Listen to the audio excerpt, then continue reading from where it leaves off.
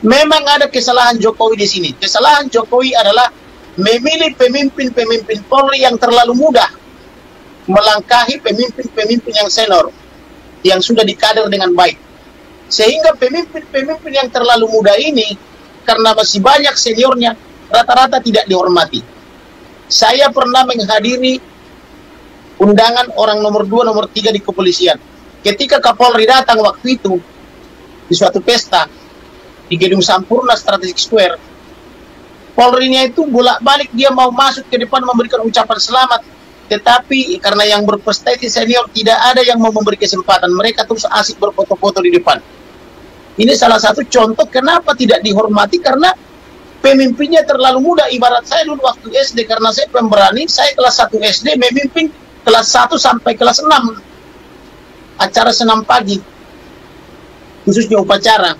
Oleh karena itu mereka sudah dikader. Akpol-akpol ini sudah dikader dengan sangat baik. Berilah kesempatan kepada yang pertama, baru yang kedua, ketiga. Jangan ada sampai lompat-lompat kelas. Biar bagaimanapun teman-teman kita yang di kepolisian itu adalah punya hati nurani. Hargai mereka. Jangan ada lompat-lompat kelas jadi pemimpin. Apalagi lompatannya terlalu jauh. Itu yang pertama. Sehingga marwah dan wibawa polisi itu tidak hilang. Sehingga pemimpin itu tidak stres. Pemimpin yang lalu sudah stres, ini diulang lagi.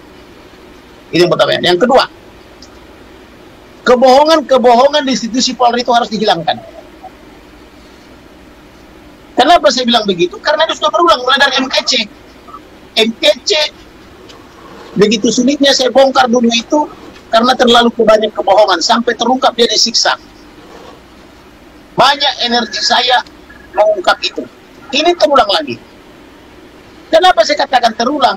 Faktanya, jam 10 pagi, mereka masih di Magelang. Mereka dalam arti almarhum mengawal komandannya, dalam hari ini Kadif Propam, bersama istri dan anaknya, mengantarkan putri tunggalnya untuk sekolah di Tarumanegara di Magelang. Sebelum jam 10 dia komunikasi aktif dengan ibunya, dengan calon istrinya, dengan adiknya dan sebagainya.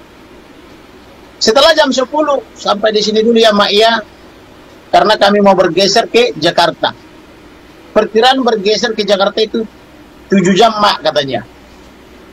Berarti kalau jam 10 dari Magelang bergeser 7 jam, maka jam 5 lah di Jakarta. Tetapi apa yang terjadi setelah jam 5, ibunya mau menelpon karena harapannya sudah sampai di Jakarta. Telepon sudah terblokir. WhatsApp sudah terblokir. Terblokir kepada kedua orang tuanya, terblokir ke adik-adiknya.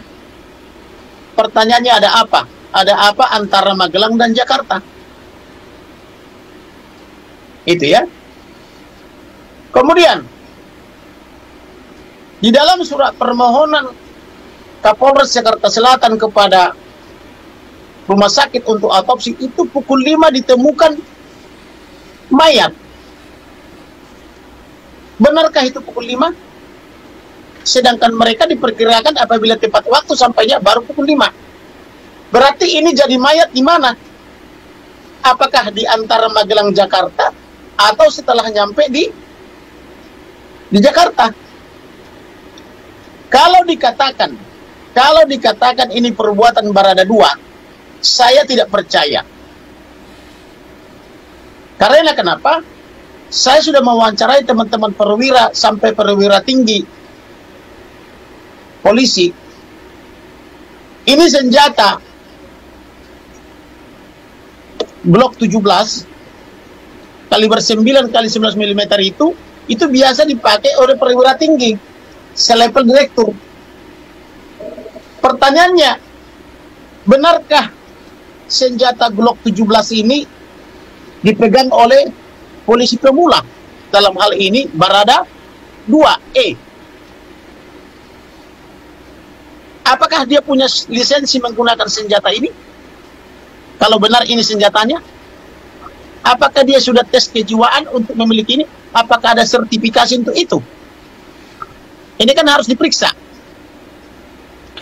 Apakah ini standar senjata? Standar senjata yang dimiliki oleh penjaga rumah? Itu harus diperiksa. Kemudian katanya senjata yang dipakai untuk siapa namanya almarhum itu adalah senjata HS buatan Kroasia. Betulkah ini? Atau sudah dibunuh dulu, dibantai dulu, dan disiksa dulu dia, maka untuk menciptakan alibi bahwa seolah-olah terjadi tembak menembak lalu dilepaskan 7 kali tembakan ke berbagai arah, seolah-olah terjadi tembak menembak. Ini kan harus diuji. Kalau tidak diuji, mana bisa tercapai kebenaran material? Lalu apakah sudah diukur oleh Polres Jakarta Selatan selaku penyidik sudut-sudut tembakan itu? Sedangkan Karopenmas mengatakan tembakan itu dari lantai 2 ke lantai bawah. Apa iya sudutnya tercapai? Itu harus diuji. Sedangkan saya duga dari jenis tembakan ini datar, Pak, datar, bukan menyamping dari atas ke bawah. Ya. Nah, ini harus melibatkan ahli forensik. Kemudian, mana lebih dahulu terjadi?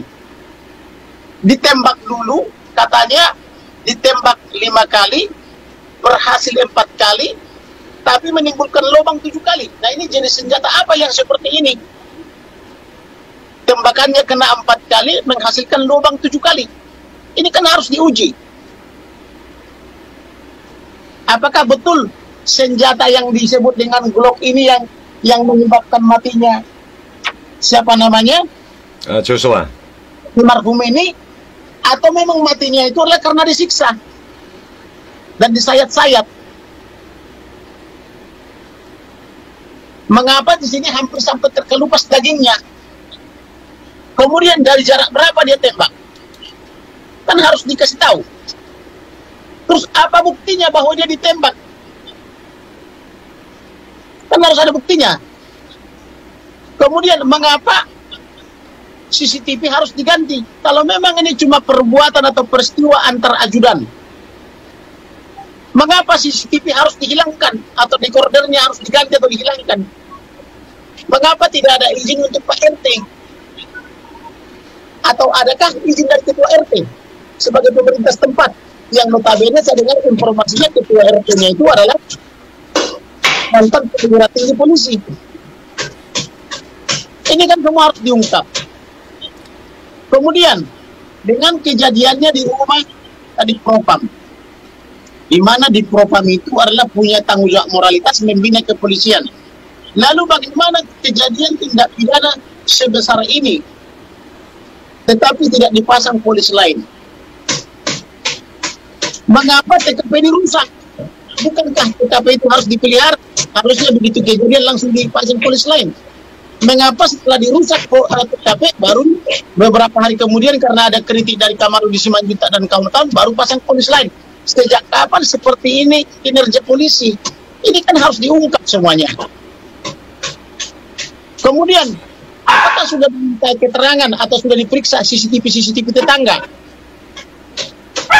Apakah nomor-nomor telepon, baik nomor telepon tadi Propam, telepon istri, telepon ajudan ini, sudah dimintai ke PT Telkom atau ke operator terkait? Jam berapa terakhir komunikasi? Jam berapa komunikasi di Magelang? Jam berapa komunikasi di perjalanan ini? Iya, di Pak, itu. Dan Pak Kamarudin.